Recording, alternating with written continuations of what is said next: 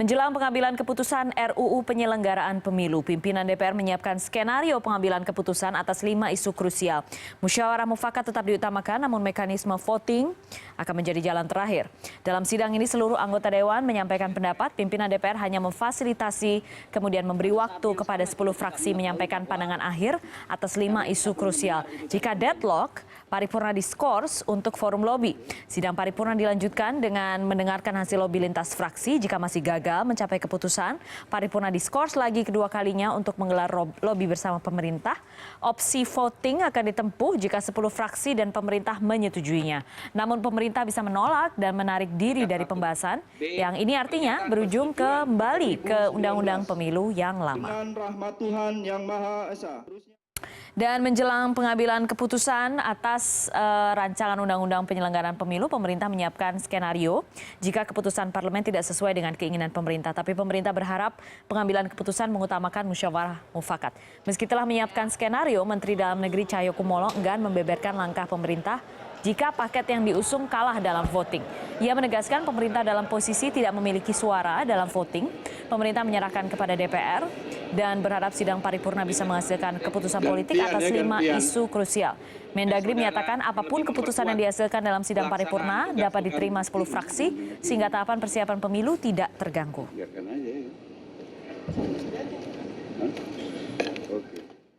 Dan kita akan bedah bagaimana kelebihan dan kekurangan dari masing-masing paket yang sudah disiapkan. Jadi ada setidaknya ada 4 paket ya, ada 4 paket juga ada beberapa, ada 5 paket. Jadi manakah yang paling sesuai dengan kondisi Indonesia saat ini? Sudah bergabung bersama kita dari luar studio Refli Harun, pakar hukum tata negara. Mas Refli, selamat malam.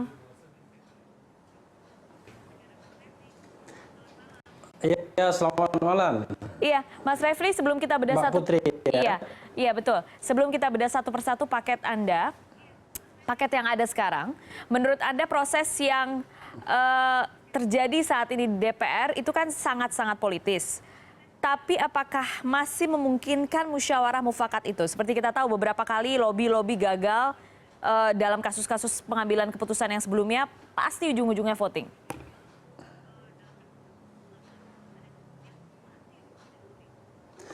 Iya, sebenarnya kan memang demokrasi kita ini selalu mengutamakan konsensus, ya. Sedapat mungkin tidak perlu voting, jadi musyawarah untuk mufakat. Tetapi voting pun kan tidak diharamkan. Hanya memang kalau sudah terkait dengan kepentingan politik jangka pendek biasanya itu memang sulit disatukan. Nah, isu yang paling krusial yang susah mendapatkan kesepakatan kan presidensial threshold. Kenapa begitu? Karena cara membuat undang-undangnya hanya memperhitungkan kepentingan jangka pendek. Jadi hanya 2019 saja yang dihitung, bukan bagaimana membuat undang-undang yang solid, yang bisa berjangka ke depan dan kemudian tidak mudah diubah-ubah karena kondisi yang sifatnya situasional begitu. Artinya Anda ingin menegaskan, jadi yang dilihat sekarang kan tentang presidential threshold ya, memang PT ini masih belum sepakat semuanya. Artinya mereka yang saat ini duduk di Senayan yang akan menentukan nasib bangsa kita beberapa tahun ke depan, ini hanya mikir 2019 kira-kira bisa koalisi sama siapa gitu.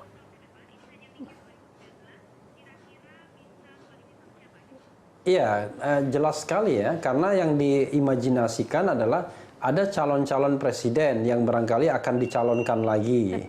Lalu kemudian bagaimana menghitung peluangnya, bagaimana kemudian menghitung kemungkinan bisa dinominasikan. Maka mungkin muncul skenario 0% sampai kemudian ada skenario tertinggi 20-25%. Tetapi saya sendiri dari awal punya pendapat bahwa ya, kalau kita pengen sustainable ya, harusnya presidensial threshold itu ditiadakan. Apalagi pemilunya kan serentak. Kalau pemilu serentak, maka sesungguhnya presidensial threshold itu tidak punya basis lagi. Coba apa basisnya? Kalau basisnya pemilu 2014, saya punya 3 keberatan. Keberatan pertama adalah threshold untuk 2014 itu sudah pernah digunakan dalam Pilpres 2014 yang menghasilkan 2 calon ya, Pak Jokowi dan Pak Prabowo. Lalu yang kedua adalah kalau misalnya digunakan sebagai basis, maka ada unequal treatment ada treatment yang tidak sama antara peserta pemilu. Padahal kalau kita bicara tentang pemilu yang fair dan jurdil serta konstitusional, ya harus ada equal treatment, harus ada perlakuan yang sama. Nah, unequalnya di mana? Yaitu partai-partai baru nanti, kalau seandainya ada partai-partai baru yang baru ikut pemilu 2019, dia tidak memiliki suara dan kursi untuk kemudian bisa mengusung calon presiden dan wakil presiden kalau ada threshold-nya.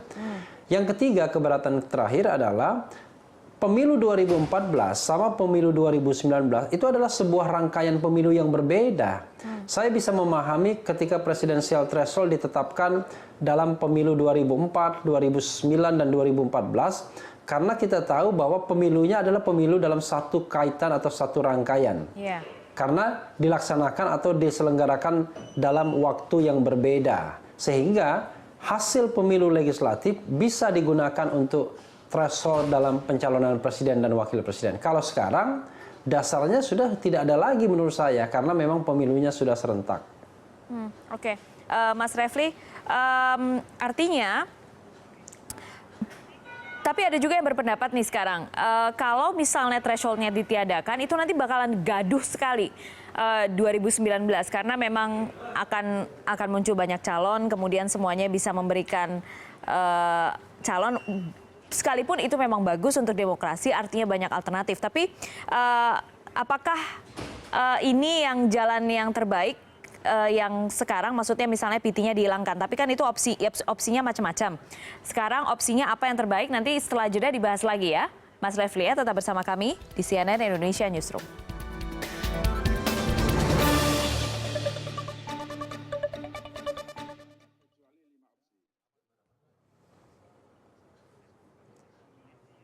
Oke.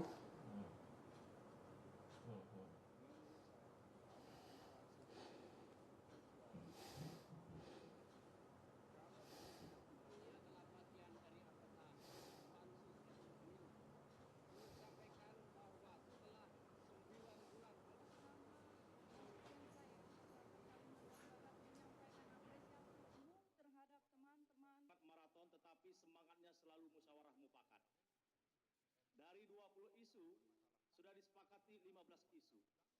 Dan kami bagian sendiri yang melalui Sekretariat Jenderal sudah memerintahkan kita hadir hari ini dengan undangan. Buka UUD 45, presiden itu dicalonkan oleh partai atau gabungan partai sebelum pemilu. Ini berarti penetapan presiden threshold sementara partai belum memiliki perolehan dan menafsirkan sendiri tentang masalah institusional.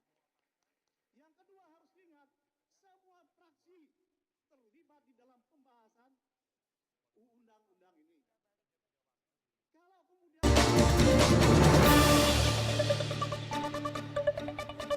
Anda kembali bersama kami, saya masih dengan Mas Refli Harun dari luar studio.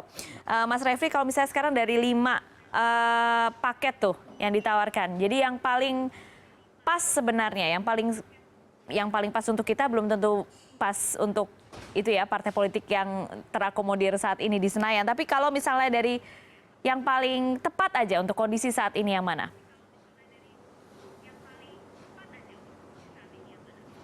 Iya, tentu saya tidak hafal ya 5 paketnya. Saya juga membaca, tetapi tentu saya tidak ada catatan yang di depan saya. Tapi intinya kan yang paling krusial sesungguhnya kan presidensial threshold. Walaupun ada variasinya mulai dari 0, kemudian ada yang 10, 15, 20, 25 kan begitu. Ada yang lalu 0, kemudian juga parliamentary threshold.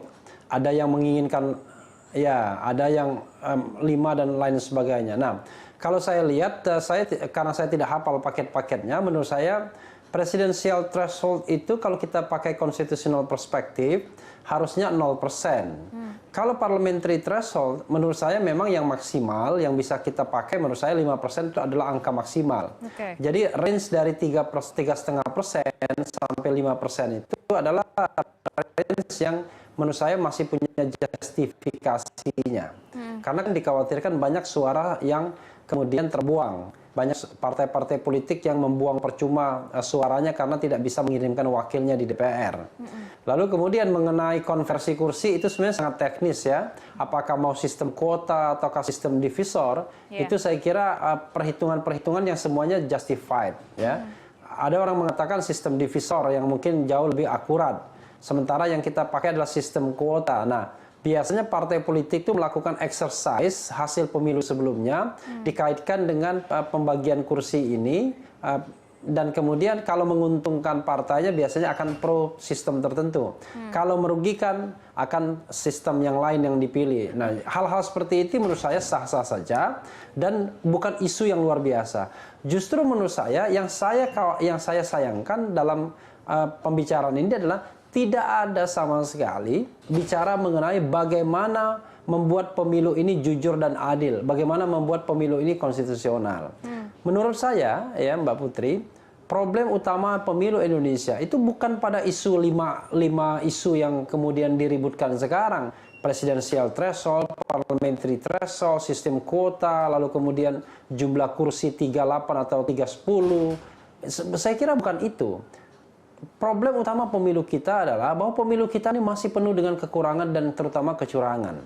Kita masih bisa bertanya apakah betul mereka-mereka yang terpilih itu betul-betul mendapatkan suara yang memang dicantumkan sebagai hasil pemilu. Apakah tidak itu merupakan dari hasil kecurangan. Nah, saya tidak melihat ya upaya yang luar biasa para anggota pansus ini untuk membuat sebuah rancangan undang-undang yang solid, yang bisa mencegah kecurangan sekaligus melakukan penegakan hukum kalau kemudian ada yang curang dan kemudian mencegah mereka-mereka yang curang bisa duduk di kursi baik DPR, DPD maupun DPRD. Nah, hal seperti itu tidak terlihat justru. Yang terlihat adalah mereka membahas isu-isu suatu elitis. hal yang akan mengusik posisi mereka kan Mas Refli? Nah, that's the point. Jadi poinnya adalah saya mengusulkan ke depan ya, undang-undang pemilu itu mungkin bagusnya tidak dibuat oleh DPR dan pemerintah yang memang memiliki kepentingan jangka pendek, tetapi dibuat oleh sekumpulan ahli yang punya pandangan ke depan, lalu kemudian tugas pemerintah dan DPR adalah hanya meneruskannya dari sisi konstitusionalitasnya, yaitu membahas secara formal dan mengesahkannya secara formal, kan begitu. Tapi kan ini kan pembicaraan masa depan. Bayangan saya, pemilu 2019 itu tidak akan terhindarkan tetap pemilu yang kurang dan curang juga. Dan siapa yang curang kemudian belum tentu bisa dikoreksi, ya belum tentu bisa dikoreksi melalui mekanisme baik pencegahan maupun penegakan hukum. Nah, itu yang sebenarnya menurut saya yang harusnya diadres oleh bangsa ini kalau ingin menyelamatkan pemilu. Kalau pemilunya kurang dan curang dan kemudian itu berlanjut dan kemudian berulang setiap saat, maka kemudian orang suatu saat tidak akan percaya lagi dengan yang namanya mekanisme demokrasi yang namanya pemilu. Oke lah, tapi begitu, yang sekarang kenyataannya memang semuanya masih memikirkan kepentingan jangka pendek, pemerintahnya begitu, DPR-nya begitu. Jadi sekarang kalau misalnya deadlock nih, sampai deadlock tidak ada kesepakatan akan kembali ke undang-undang pemilu yang lama. Apa masalahnya di undang-undang itu, Mas Refli? Oh, tidak mungkin kembali kepada pemilu yang lama kalau saya kira itu hal yang mustahil ya, impossible. Kenapa? Karena undang-undang pemilu yang lama itu ya, sebenarnya undang-undang pemilu yang lama kan masih berlaku, bukan belum berlaku. Itu tidak lagi kompatibel dengan pemilu serentak. Karena undang-undang pemilunya kan tersebar dan memiliki tahapan-tahapan yang berbeda. Jadi tahapan Pilpres berbeda dengan tahapan waktunya dengan tahapan pemilu legislatif. Karena tahapan Pilpres dimulai setelah pemilu legislatif selesai.